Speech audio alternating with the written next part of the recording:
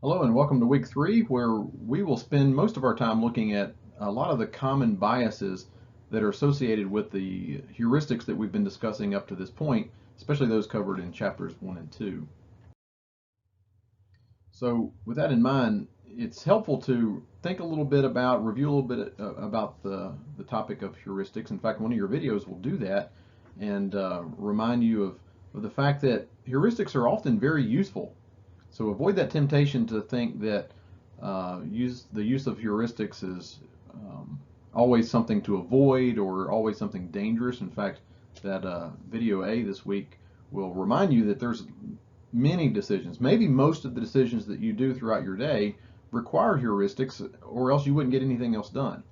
And so one of the things that we're going to learn is to balance the value of heuristics and the time-saving quality of those tools with the potential biases, the harmful things that are associated there.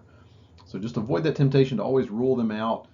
Even in the place of business or in ministry, you don't want to just throw those tools out, because you've been created with a brain that works that way so that you don't spend too much time on something that really doesn't require so much time to evaluate. However, as the chapter 3 ended, there's a statement there that reminded us that a blanket acceptance of heuristics is always unwise. If you just say, okay, I'm always going to go with my gut, I'm always going to trust my instinct, then you're definitely heading down a path where there's a lack of wisdom, you're depending too much on yourself, like we talked about last week, and you're in dangerous territory when it comes to making good, quality, accurate, and efficient decisions. So one of the important takeaways from this chapter would be to remember that these common biases are in fact common. There's no one who is immune to these biases, no matter how aware we think we are to the occurrence of these biases or the weaknesses of these heuristics. So be sure to avoid what's called the bias of bias. And you'll see that mentioned in one of the videos this week, that we often have the blind spot um, that prevents us from realizing that we're subject to biases ourselves. In fact, our tendency will be to think that we're less biased than everyone else around us, and that's a very dangerous place to be. The author says on page 59, at the end of chapter 3, that most of us are unaware of their existence and their pervasive impact upon our decision making. Consequently, we fail to distinguish between situations in which heuristics are beneficial and situations in which they are potentially harmful. So one of the great ultimate goals of this class is to make us all aware of these realities, rather than to try to memorize a lot of facts and identify every category of bias or every category of heuristic and so on. So don't feel like you need to memorize things like you see in table 3.2. Don't feel like you need to know all of the terms or all the exact definitions. In fact, in the videos this week, you'll see that there are far more biases than what the book goes into, because there's just almost an unlimited number of these. In fact, different situations will bring about a different, slightly different form of a bias, or they come in different shapes and sizes. They're even different in some cultures than compared to other cultures, and so on. So don't feel like it's important to memorize each one. Just be aware of those that you're most subject to. Be aware that they're a reality, and that learning to identify the best time to use these heuristics and the best time to put in place guardrails to protect us from certain biases are some of the best ways that we can lead ourselves and our organizations towards better decisions. And that brings us to really a summary of what Chapter 3 is all about, at least in my opinion, the best takeaway. And that is to learn to weigh the costs and benefits of heuristics, how to learn to pull this tool out of your toolbox when it's appropriate to do so. And part of that is what I just mentioned, learning to identify that biases exist, they're common. But also learn to consider when heuristics are appropriate. As I mentioned in the very first slide here, we often have a tendency to think, oh, there's so many biases, there's so many pitfalls, that I should just avoid heuristics altogether. I should always gather data, I should always gather opinions from other people, but that's simply not the case. It is important to know that when we do have lots of information, our decision-making quality does go way up.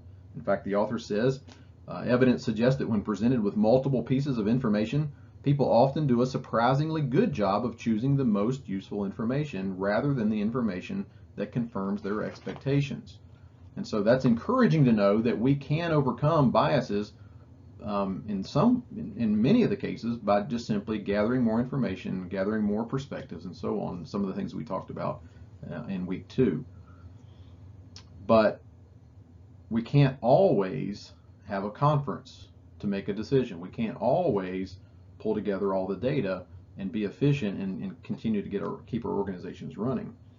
So the final paragraph of chapter 3 is a very important summary of the real takeaways here. And he says there, when the stakes are high and decision quality is important, it is worth engaging in more effortful thought processes that can avoid biases.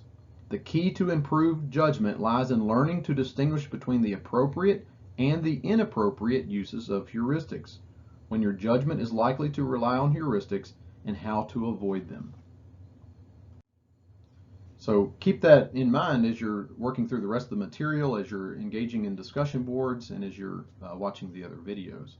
And then the final video this week will close with a really good admonition for all of us to remember, and that is that we should be learning to yearn for the truth. We should be looking for what is real, what are the facts, even if they don't conform to what I was wanting them to be, even if they don't line up with my preconceived notions. I want to know what reality is, even if that means I have to admit that I was wrong, even if that means that something's going to cost me more than I was hoping. I want to know the facts so that I can make the best decision. And that is a really difficult place for us to get to because of the pride, because of the self-reliance that we talked about last week. So please look for opportunities to learn how to best apply this for your own situation, to address your own tendencies and biases that may be different from other classmates. And I mention that now because you're getting ready to start a research paper assignment. It'll be due in week 5. And as you select your topic and as you select your sources, your scholarly sources that you're going to use to write this paper, be sure to tailor that in a way that's going to be most practical for yourself. Don't just look for making the best grade. That's important.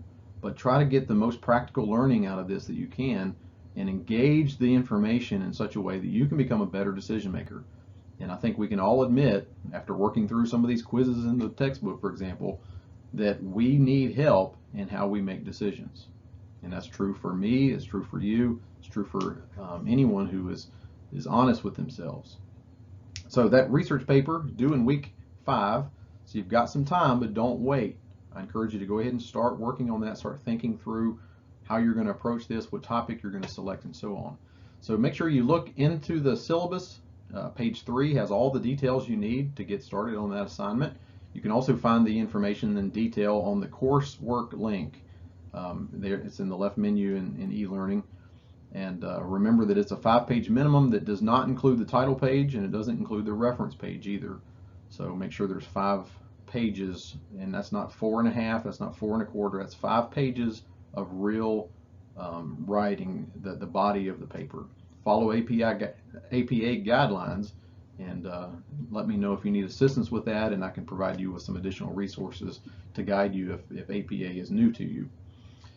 So I encourage you to go ahead and start locating and examining those scholarly sources right now. Learn to be scholarly in your approach to this. Look for real information. Don't just go to Wikipedia articles. Don't just pick anything that's out there. Actually find good peer-reviewed articles that are written with research to back them, or they're referring to good research that is solid, that will add to your understanding of these topics. You can go to our library page on our website, and you can click the resource section there, and there's also librarians available to you to help you dig through those online databases. There's certainly other tools on the internet like Google Scholar and so on. If you have any questions about that, please let me know, and I will keep the class updated as people ask questions that might be applicable to everyone else. All right, well, that does it for this week's lecture video, and I purposefully kept it a little short because the reading is it's a little longer than the other chapters, but it's also very straightforward. The information is laid out, broken down into some good categories that are summarized for you there in Table 3.2, and it's a lot of great content that you can digest yourself. You can identify the areas that are most applicable to you and your particular tendencies.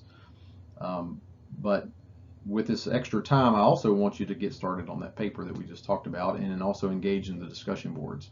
So as you continue to do that, I look forward to chatting with you there and providing some commentary to those discussions as well.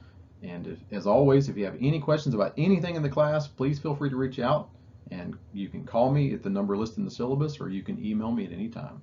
God bless.